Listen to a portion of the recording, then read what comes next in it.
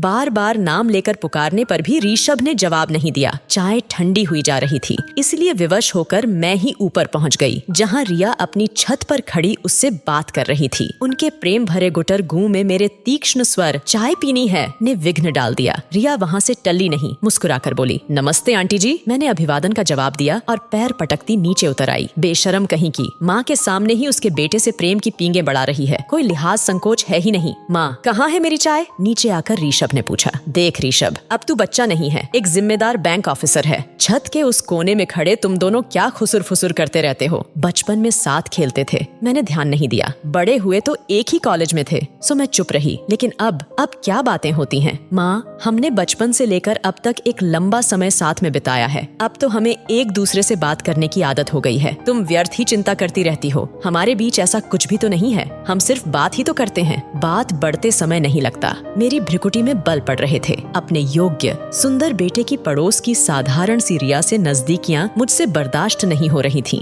ऋषभ के कुछ भी तो नहीं है कहने पर भी मुझे विश्वास नहीं हुआ। रिया के बदले रुख पर मैं हैरान परेशान रहती थी। आजकल आए दिन कभी पकौड़े की प्लेट तो कभी अचार की शीशी लिए हाजिर हो जाती थी। ऐसे ही एक दिन वो घर पर आ धमकी। उसे देख मैंने कहा, "सूट तो बड़ा सुंदर है, इसे दिखाने आई थी या पकौड़े देने? कुछ भी समझिए आंटी जी, वैसे कैसी लग रही हूँ?" ठीक है, मुझे कहना पड़ा। उसे देखकर ही मैं शंकाग्रस्त हो जाती। बचपन में दिन रात साथ खेलते बच्चों को युवावस्था में अलग कर देना मुश्किल होता है। हम 3 बहनों की संतानों में ऋषभ इकलौता था। पति के खानदान में भी वह सबसे बड़ा और लाड प्यार से पला था। उसकी शादी को लेकर हम सब ने बड़े सपने संजोए थे, किंतु हमारे सारे अरमानों पर पानी फिर गया। जल्दी ही ऋषभ ने रिया से विवाह की घोषणा करके हम सबको गहरा आघात दिया। हजारों कमाने वाले ऋषभ की अकेली विवाहिता बहन रागिनी ने इसका पुरजोर विरोध किया। मैंने तो घर छोड़कर जाने की धमकी तक दे डाली, पर ऋषभ प्रभावहीन रहा। बोला, "आप घर छोड़कर क्यों जाएंगी? मैं ही अलग हो जाऊंगा। बस रिया से शादी करवा दीजिए।" "करवा दूंगी। सारे निर्णय तो खुद ले चुका है। शादी भी कर ले।" "ठीक है, कोर्ट मैरिज कर लेता हूँ। मुझे तो आपके विरोध का कारण समझ नहीं आ रहा है। हमारी जाति की है, पढ़ी लिखी, धनी परिवार की है, और सबसे बड़ी बात मुझे पसंद है।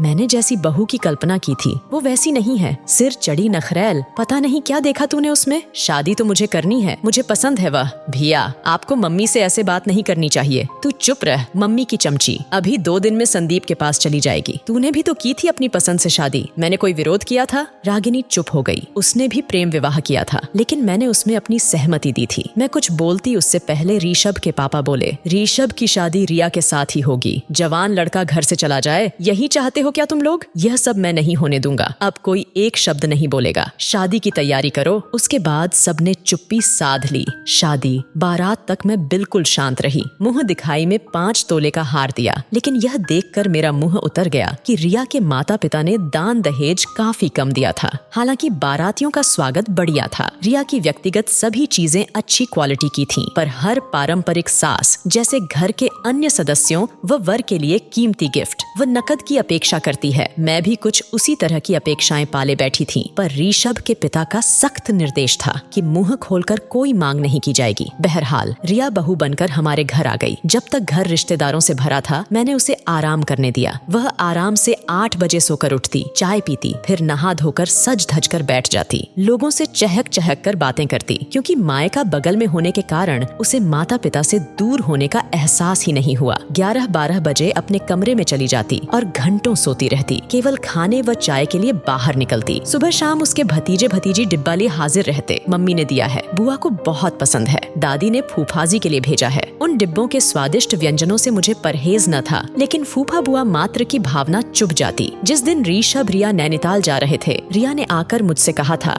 "आप परेशान मत होइएगा, मेरी मम्मी ने रास्ते के लिए खाना बना दिया है।" वे दोनों हनीमून के लिए रवाना हो गए। रिश्तेदार भी जा चुके थे। रागिनी ने जाने से पहले मुझसे कहा, "वहाँ से लौट कर आए तो भाभी से खाना बनवाना शुरू कर दीजिए, वरना जिंदगी भर आप उसे बिठाकर खिलाती रहेंगी।" हाँ, और क्या, उसे तो करना ही है। मैंने कह तो दिया, लेकिन मन ही मन असमंजस में भी थी। कुछ दिनों बाद ऋषभ रिया लौट कर आए। काफी गिफ्ट्स, मेवे मिठाइयाँ लेकर आए थे। रिया शाम को ही मायके जाकर काफी कुछ दे आई। "अब तुम दोनों आराम करो। ऋषभ, कल तुम्हें बैंक जाना है। रिया, कल का नाश्ता तुम्हें बनाना है, इंतजाम मैं कर दूंगी," मैंने कहा। रिया ने सिर तो हिला दिया, लेकिन आशंकित थी। दूसरे दिन नाइटी उतारकर सूट पहनने और ब्रश करने में ही उसने अच्छा खासा समय लगा दिया। फिर जिस मंथर गति से वह पराठा सेंकने लगी थी, लगा कि आज ऋषभ ऑफिस ही नहीं जा पाएगा। हार कर मुझे ही सब सब्जी छौंकनी पड़ी। रसोई में काम करते हुए मैं उसे फुर्ती से काम करने की सलाह देती रही, जिसे वह अनमने भाव से सुनती रही। अगले दिन उसे फ्राइड राइस और पनीर बनाना था। सारी तैयारियां करके मैंने उसे आवाज दी तो पाया कि वह घर में कहीं है ही नहीं। अचानक सीढ़ियों पर उसके पदचाप ने मुझे सतर्क किया। वह हाथ में एक बड़ा डिब्बा लिए उतर रही थी। मम्मी जी, मेरी मम्मी ने आलू दम और पूरियां भेजी हैं। सुबह का नाश्ता हो जाएगा। तुम दोनों का तो हो जाएगा, पर हमारा नहीं। कब तक कुछ सीखने की जगह डिब्बा लाती रहोगी? अब छोड़ो यह सब। लेकिन रिया ने मेरी एक न सुनी। छत पर उसका मायके वालों से लेन देन चलता रहा।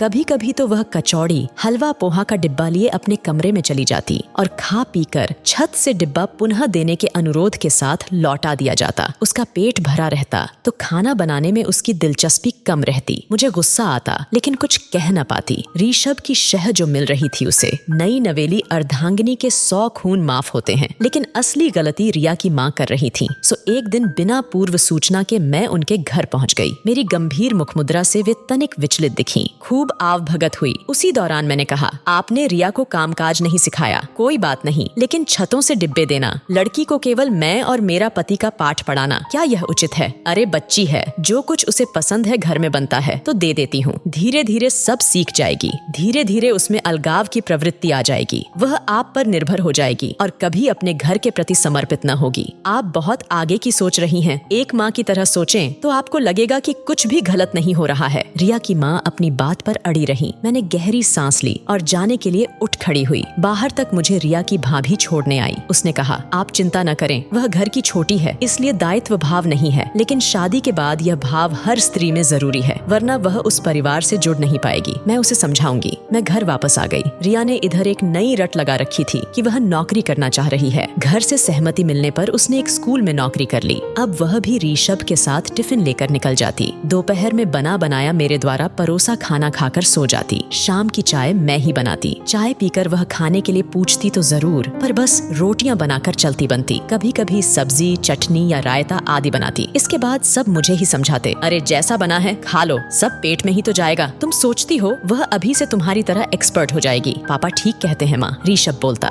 रिया उनकी कृतज्ञ रहती और मुझसे कुपित। रात में कहती, मैं रोटियां बना दूंगी, सलाद काट दूंगी, बाकी मेरे हाथ की बनी सब्जी तो आपको पसंद नहीं आएगी। अब मैं घर में मुफ्त की नौकरानी थी। तीनों टाइम खाने की व्यवस्था, घर की सफाई और सजावट, मेहरी के पीछे पीछे घूमना। मैं चाहकर भी उससे कुछ न कह पाती। वह हमेशा मुझसे एक निश्चित दूरी बनाकर रखती। घर में एक और औरत के आ जाने से मेरी अपेक्षा बनी रहती कि रिया मेरी कुछ मदद करे। इसके लिए विरोध स्वरूप कभी सिर दर्द तो कभी कमर दर्द का बहाना बनाकर पड़ी रही कि रिया कुछ करे, लेकिन इसका विपरीत प्रभाव पड़ा। उसके घर से सुबह शाम टिफिन आने लगे। वह टिफिन लेकर स्कूल जाती, वहाँ से लौटकर सीधे मायके जाती, खा पीकर लौटती। कभी कभी स्कूल में काम ज्यादा होने पर मायके ही रुक जाती।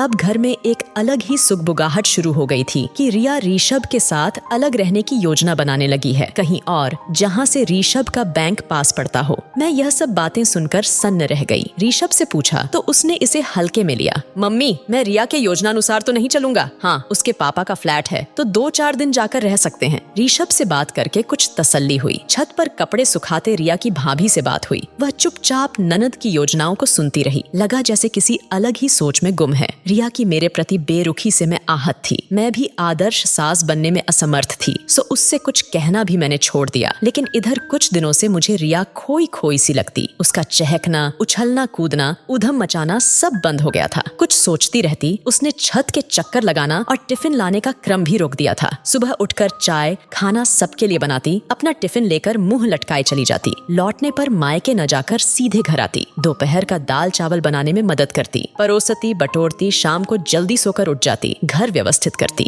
मैं चाय बनाती तो उदास चेहरा लिए बगल में खड़ी रहती। चाय पीकर स्कूल का काम करती। रात का खाना बनाने जाती तो तुरंत किचन में पहुंच जाती। आप आराम करें, मैं खाना बना लेती हूँ, जैसी तुम्हारी इच्छा। मैं उल्टे पांव लौट आती। वह मसाला पीसती, भरसक स्वादिष्ट सब्जी बनाने का प्रयास करती, पतली रोटियां सेंकती, कोई मीठा जरूर बनाती। इस दौरान बराबर मेरा मुंह ताकती रहती कि मेरी प्रतिक्रिया क्या है। मैं उसमें सकारात्मक परिवर्तन से आश्चर्यचकित थी। कहती, रिया आज की सब्जी अच्छी बनी है, तो वह खुश हो जाती। थैंक यू मम्मी जी। मेरी उत्सुकता बढ़ गई। एक दिन मैंने रिया के स्कूल जाने पर ऋषभ को पकड़ा। मामला क्या है ऋषभ? जिस लड़की को मैं समझा कर थक गई, उसमें अचानक इतना परिवर्तन कैसे आ गया? माँ, उसकी कुछ फैमिली प्रॉब्लम है। अच्छा, अब तू सीधे शब्दों में बता, बातें घुमा फिरा कर कहना छोड़। उसकी भाभी जो सब काम धाम करती थी और भैया जो एकमात्र कमाने वाले मेंबर हैं, उन लोगों ने अलग रहने का निर्णय ले लिया है। रिया कुछ समझाने की कोशिश करती है तो भाभी हत्थे से उखड़ जाती है कि तुम अपने ससुराल में क्या कर रही हो जो मैं यहाँ मरती रहूं। रिया की माँ दिन रात रोती रहती है, इसलिए वह बहुत परेशान रहती है। रिया ने कुछ चर्चा करने से मना किया है। वह यह सब सोच कर हैरान है कि उसके माँ बाप कैसे अकेले रहेंगे, घर का खर्चा कैसे चलेगा। रात में वह ठीक से सोती भी नहीं। ओह, यह बात है। मेरे मन में भी बहुत सारी बातें उठी, लेकिन मैं चुप रही। रिया का घर के कामों में मन न लगना, अकेले रहने की बात करना, फिर अचानक एक सुखद परिवर्तन। लेकिन यह परिवर्तन भी उसकी भाभी के अलगाववादी नीतियों के कारण हुआ, जो ठीक नहीं था। रिया ने जो कुछ यहाँ किया था, वही सब कुछ जब उसकी भाभी ने किया तो वह परेशान हो गई। मैंने चुप्पी साध ली थी। रिया स्वयं मेरे नजदीक आने की कोशिश करने लगी। स्कूल और घर दोनों संभालने वाली बहू के प्रति मेरे मन में सहानुभूति उमड़ने लगी। मैं उससे बोलने बतियाने लगी। वही सारी बातें जब उसने मुझे बताई तो मैंने उसे समझाया कि यह सब कुछ दिनों की मुश्किलें हैं। कटुता कम होने पर सब ठीक हो जाएगा। नहीं मम्मी जी, भाभी मेरे बूढ़े माँ बाप को छोड़कर जाने की बात कहने लगी है। भैया की सैलरी से ही तो घर चलता है। भाभी मुझे अपने दोनों बच्चों बंटी नेहा जैसा मानती थी, इसीलिए तो मैं भी मायके से जुड़ी थी। अब न जाने क्यों उनमें ऐसा परिवर्तन आ गया। मुझे भी आप सबसे न निभा पाने का ताना देती रहती हैं। मैंने उसे दिलासा देने के लिए कंधे पर हाथ रखा तो वह मुझसे लिपट गई। मेरा मन भीग गया। लगा रागिनी मेरे गले लगकर खड़ी है। मम्मी जी, मैंने भी इस घर और आप सब के प्रति अपने कर्तव्यों का निर्वाह नहीं किया। यह नहीं सोच पाई कि मैं जो कुछ अपनी भाभी से अपेक्षा कर रही हूँ, वैसी ही आशा आप सब भी मुझसे करते होंगे। जीवन का केवल एक पक्ष देखा था मैंने, लेकिन अब मैं सब कुछ समझने लगी हूँ। मैंने उसे सांत्वना दिया। आगे संक्षेप में यह कि अब मैं पति, पुत्र, बहू के साथ सानंद जीवन यापन कर रही थी। एक आध महीने बाद सुना कि रिया के मायके में भी सब कुछ ठीक हो गया है। रिया की भाभी ने अलग होने की रट छोड़ दी है और सास के साथ मेल मिलाप पूर्वक रहने लगी है। उसका बार बार रूप बदलना मुझे आश्चर्यजनक लगा। लेकिन एक दिन छत पर सूखे कपड़े समेटते बगल की छत पर रिया की भाभी खड़ी दिखी। उसने पूछा, आंटी जी, घर में सब ठीक है ना? हाँ, अच्छा चल रहा है। तुम बताओ, तुम्हारे परिवार में सब कुशल मंगल है ना? यहाँ तो हमेशा ही कुशल मंगल था। लेकिन मैंने तो सुना था कि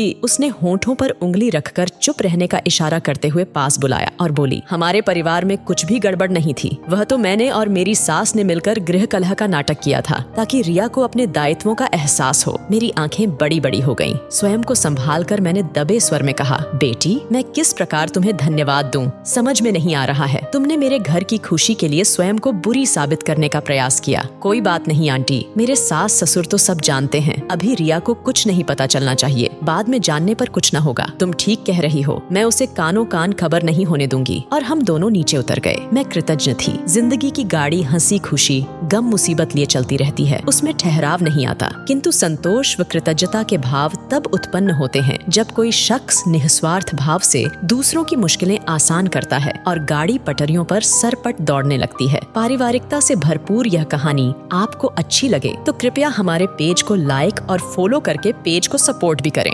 धन्यवाद।